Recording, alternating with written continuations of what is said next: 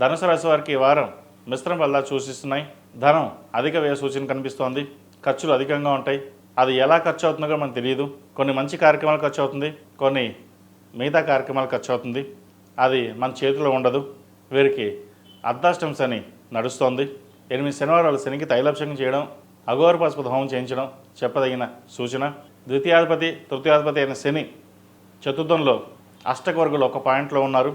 అంత అనుకూలంగా లేదని చెప్పొచ్చు. వీరికి చేసిన పనే మళ్ళీ చేయడం, అలాగే ఉద్యోగం మారాలన్న పరిస్థితి కూడా ఉంటుంది. ప్రమోషన్స్ చేదాకా వచ్చి చేజారిపోయే పరిస్థితి ఉంటుంది. ప్రమోషన్ కోసం ప్రయత్నిస్తున్న వారికి కొంత ఆలస్యంగా అయినా సరే ప్రమోషన్స్ వస్తాయి. అయితే ఉన్న ఉద్యోగంలోనే సహోద్యోగులు వీరికి ఇబ్బంది పెట్టే విధంగా ఉంటుంది.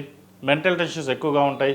చేసి పనే మళ్ళీ చేయడం, ఇంకా ఉద్యోగం మానేసి కొత్త ఉద్యోగం చూసుకుందామనే భావన ఏర్పడుతుంది వీరికి.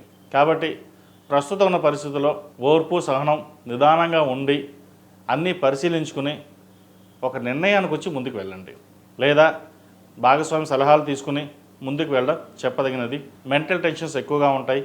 కాబట్టి ప్రతిరోజు శని స్తోత్రం చదవడం కానీ, హనుమాన్ చాలీస వినడం కానీ చేయండి. మంచి ఫలితాలు సంప్రాప్తిస్తాయి. వ్యాపార పరంగా కూడా చిన్న చిన్న ఆటంకాలు ఎదురవుతుంటాయి. ప్రాజెక్టులు రాకపోవడం, వచ్చిన ప్రాజెక్ట్ చేజారిపోవడం అవి జరుగుతూ ఉంటాయి. లేదా భాగస్వామ్యం మధ్య ఇబ్బంది రావడం, వ్యాపారంలో నష్టం రావడం అటువంటి జరుగుతుంటాయి. ఈ వారం కొంచెం గందరగోళంగా ఉంటుందని చెప్పచ్చు. ఈ వారం ఏ నిర్ణయాలు తీసుకోకుండా సానుకూలంగా ఉండి ముందుకు వెళ్ళడం చెప్పదగినది.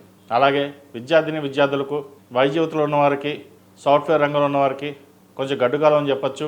ఏ పని చేసినా పై అధికారుల వల్ల ఇబ్బంది రావడం, స్థానచలనం అనేది ఏర్పడుతుంది.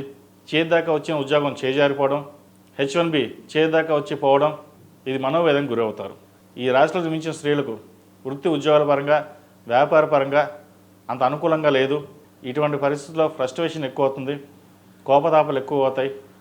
వాటిని అదుపులో ఉంచుకోవడం ఎంతైనా చెప్పదగినది. అలాగే ఏదైనా గృహం కొనాలనుకుంటే కొంతకాలం ఆగి ఉండడం చెప్పదగినది. ఇప్పుడు మీరు అడ్వాన్స్ ఇచ్చిన తర్వాత మళ్ళీ ఇబ్బంది పడే అవకాశం గోచరిస్తుంది. ఈ రాశివారు ప్రతిరోజు ప్రతినిత్యం ఓం నమో నారాయణ ఒత్తులతో దీపారాధన చేయడం, సాయంత్రం పూట కానీ పొద్దున కానీ దుర్గాదేవికి అష్టోత్తరం పఠించి కుంకుమార్చన చేయండి. ఈ రాశిలో జన్మించిన వారికి కలిసి వచ్చే సంఖ్య 5, కలిసి వచ్చే రంగు తెలుపు. ఏదైనా పని మీద బయటికి వెళ్ళేటప్పుడు గురువారం కానీ శుక్రవారం అడిగిన వెళ్ళండి. మంచి ఫలితాలు సంప్రాప్తిస్తాయి.